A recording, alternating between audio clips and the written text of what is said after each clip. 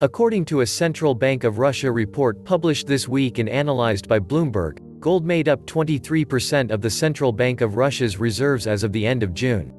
The bank's share of dollar assets dropped to 22%. In 2018, more than 40% of Russian reserves were in dollars. Russia's gold holdings eclipsed its dollar reserves last year despite a halt in gold purchases. This was partly due to an increase in the value of its gold holdings with the rise in gold prices, and partly a function of the central bank's continued efforts to shed dollar assets. Russia's shrinking dollar reserves was no accident. It was an intentional de-dollarization policy outlined by President Putin to lower the country's exposure to the United States and shield it from the threat of U.S. sanctions. Gold now ranks as the second largest component of Russia's central bank reserves, only behind euros. The Central Bank of Russia has also increased its holdings of yuan. The Chinese currency now makes up about 12% of Russian reserves. Before ending its purchase program last spring, Russia was the biggest central bank buyer of gold.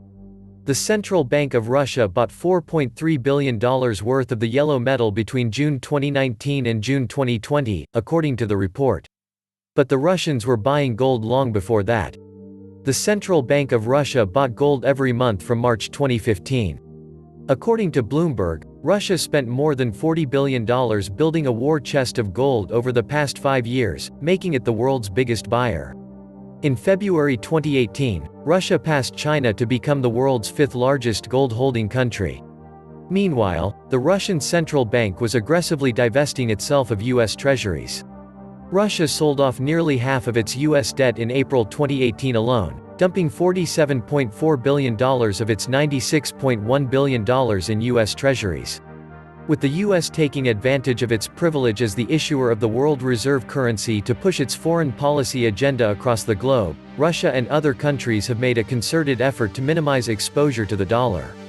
Even allies such as the EU have created alternate payment channels to circumvent the dollar-based system.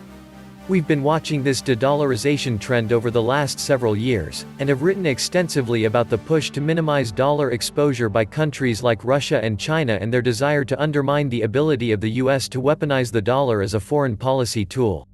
For instance, in 2018, the Russians launched a payment system to serve as an alternative to SWIFT. SWIFT stands for the Society for Worldwide Interbank Financial Telecommunication. The system enables financial institutions to send and receive information about financial transactions in a secure, standardized environment. Since the dollar is the world reserve currency, SWIFT facilitates the international dollar system. SWIFT gives the US a great deal of leverage over other countries. The US has used the system as a stick before. In 2014 and 2015, it blocked several Russian banks from SWIFT as relations between the two countries deteriorated. Last fall, the US threatened to lock China out of the dollar system if it didn't follow UN sanctions on North Korea.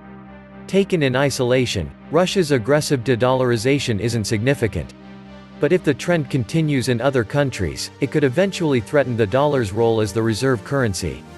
Last summer, a Goldman Sachs research note warned that the dollar's role as the world reserve currency is at risk.